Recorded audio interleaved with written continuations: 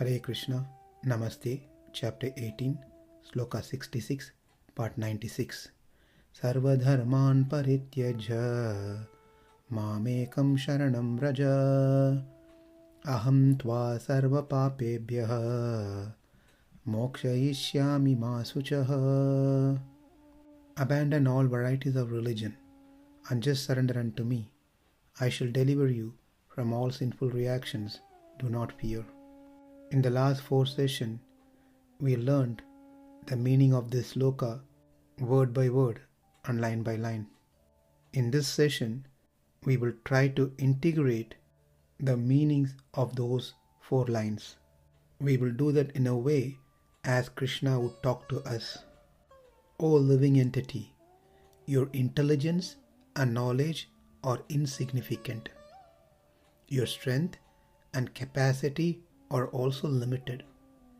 You live for a short time.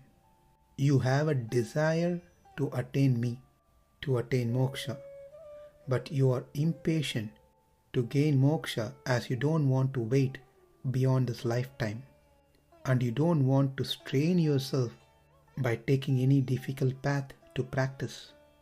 You would love to do a simple, easy, short process which will give you the desired result within a short span of time, the result of attaining me.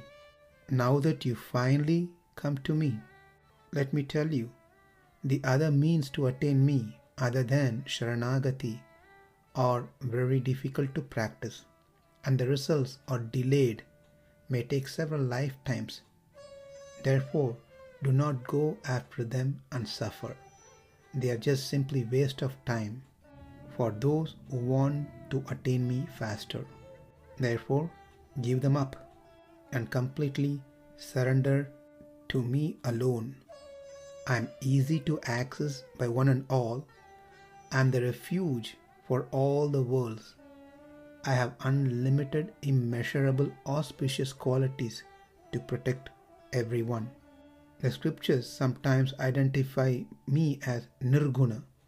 That means one who does not have any inauspicious gunas, qualities. And you won't find a second person like me. I have vatsalyam towards you, a parental affection, which overlook the blemishes of anyone who seeks my protection. Therefore accept me as the only mean by performing śaraṇagati, accepting those which pleases me, rejecting those which displeases me. Have complete faith that I will protect you, abandoning all other self-initiated means to achieve me. Sincerely request for my grace and protection. Take refuge in me by surrendering yourself and accepting the absolute impossibility to achieve liberation from the cycle of repeated birth through one's own personal efforts by any other practices, feeling of complete helplessness. When you surrender unto me, you will become the object for my protection. You will become very dear to me, and very importantly, give up the idea that you surrendered unto me. Rather see the act of your surrendering is also by my grace. Place all the responsibilities for your protection with me. My compassion for you as a surrendered soul is limitless. I have started showering my grace on you. I am omnipotent, omniscient. I am the Supreme Lord. There is no obstruction to my independent nature. Nothing can go against my wish. My wish is to protect you. I am the reservoir of the fruits for my action. For all my actions, my free will alone is the support. The assembly of enemies that you have is immense. It is beyond count, and you cannot destroy them by yourself. But I have the power to destroy them to their roots. I destroy them to the extent that they cannot follow you anymore. They will not be attached to you. Then I will bless you with myself. You will have me and make you equal to 8 of my qualities. You will be without sin, without aging, without lamentation, without hunger, without thirst. Every desire is truth and every desire is fulfilled. When you enjoy me in this way, I will bless you in return with the eternal service to me at all times. That service will never be interrupted by anyone or anything. I will make you the enjoyer of the fruit of the service. Therefore, please do not grieve over anything anymore. That concludes our lessons on this Charma Sloka. After hearing these sessions, if someone feels it's a lot to be done to attain the happiness in the spiritual world and concludes that the happiness that they have is good enough without having to go through the struggle to attain the spiritual world, they need to understand that the happiness of this world and the happiness over there in the spiritual world are not the same. This can be understood by a logic called Arkecha Madhuvindeta Kimartham Parvatam Vrajet. A man has a pot of ghee in his house.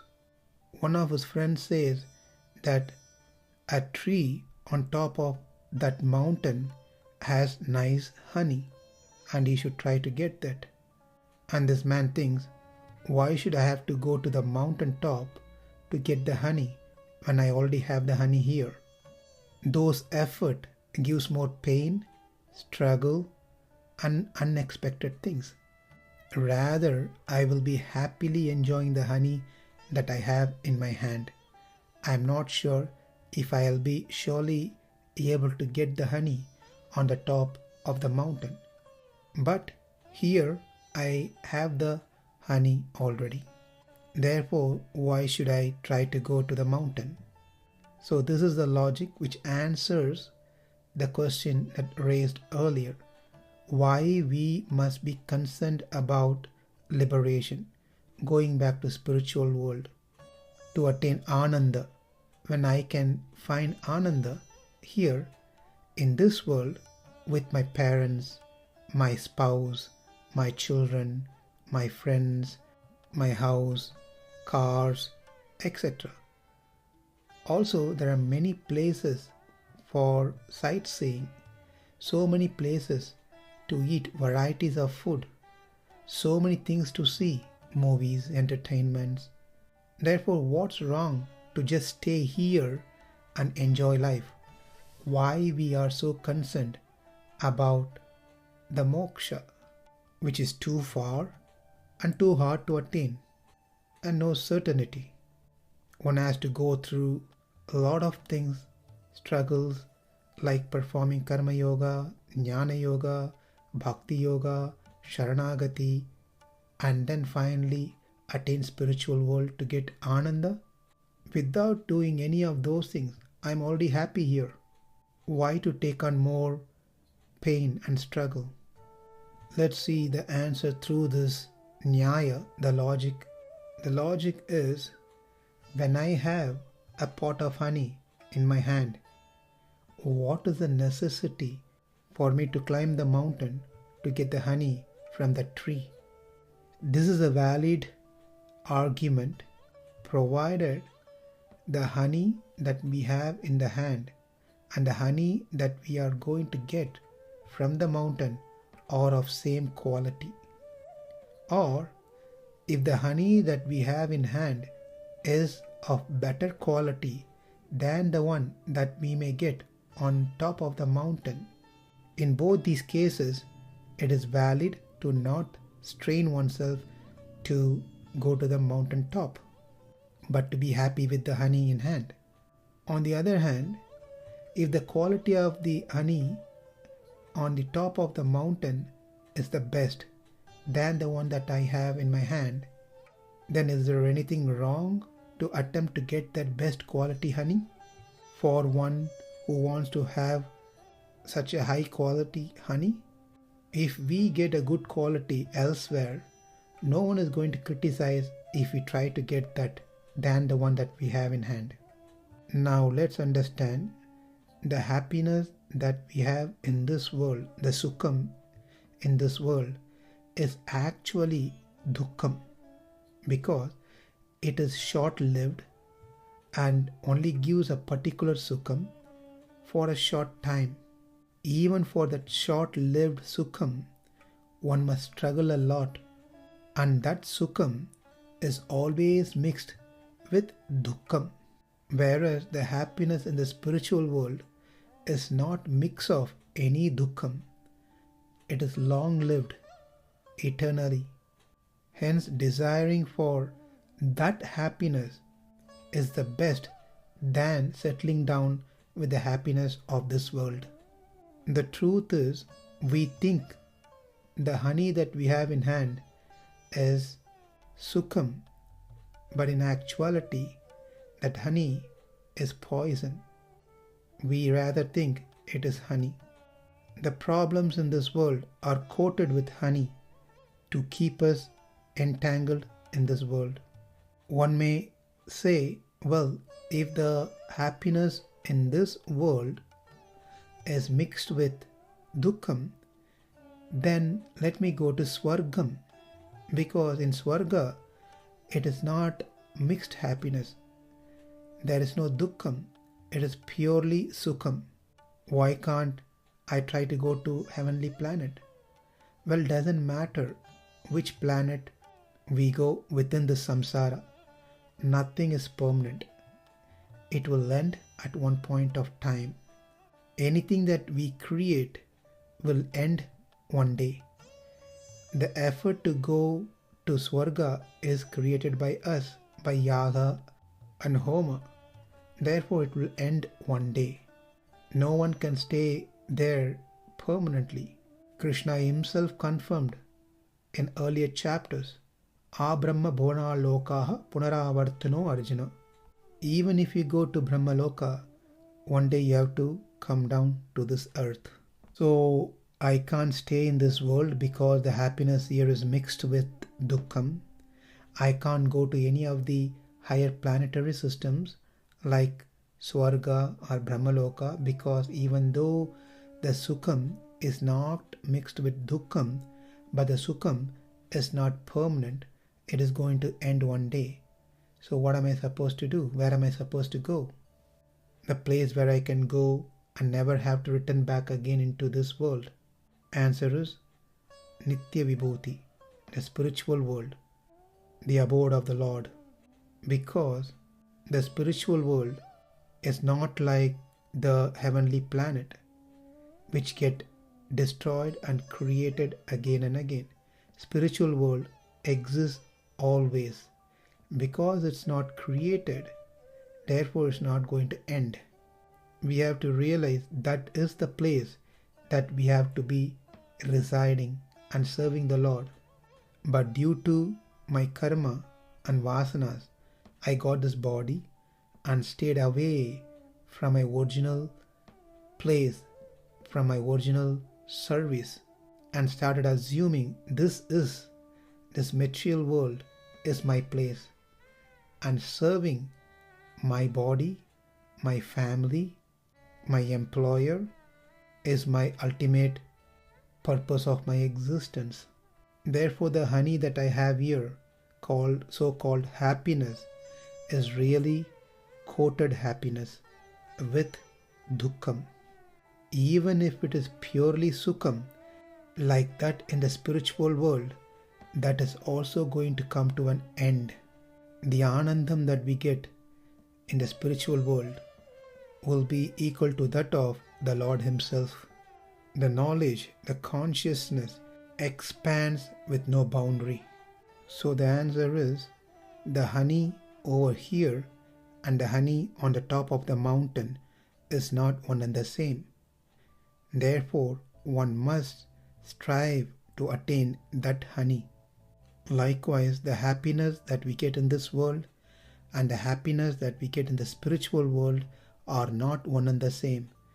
Therefore, one must strive to attain that happiness.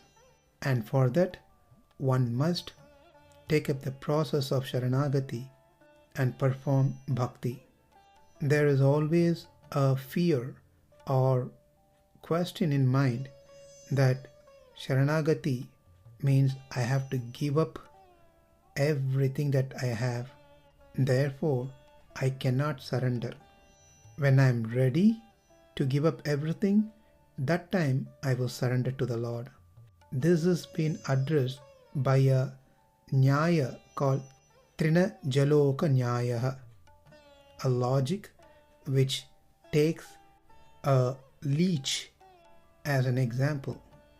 The leech, when it's tried to move from one leaf to another leaf, it places its head part, the mouth part, to the destination and then shrinks itself and then shrink the back part of its tail, and when it completely got the hold of the first leaf where it wants to move, then it moves its tail off the other leaf. This logic is called Trina Jaloka Nyaya.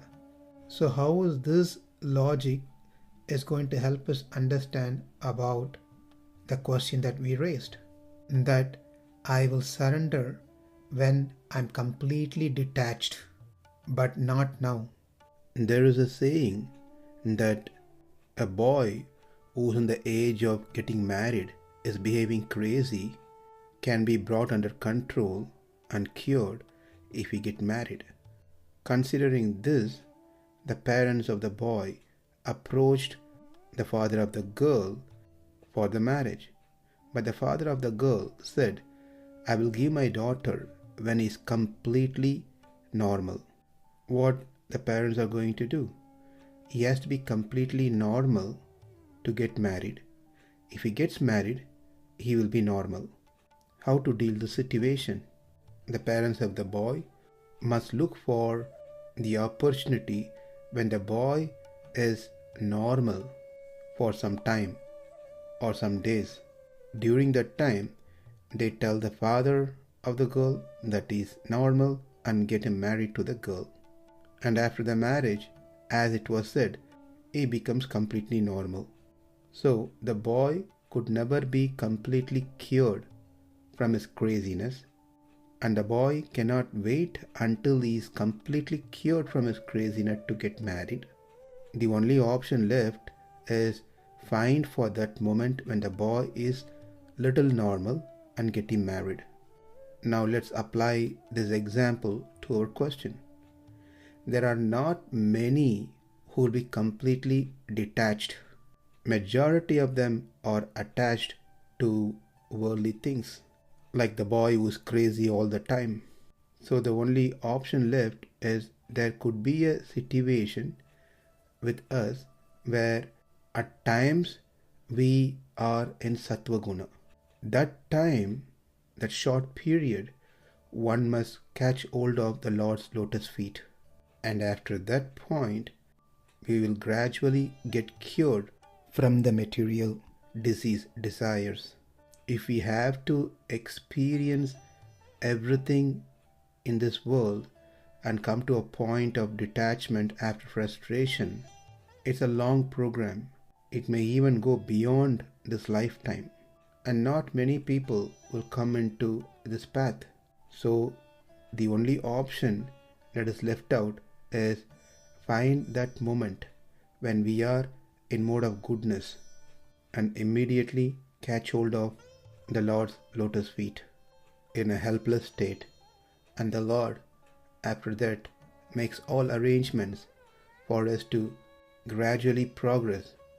He gradually increases our desire towards Him and removes the worldly desires and accepts us. The logic analogy is given for us to understand this is through this nyaya called Trina jaloka nyāyah.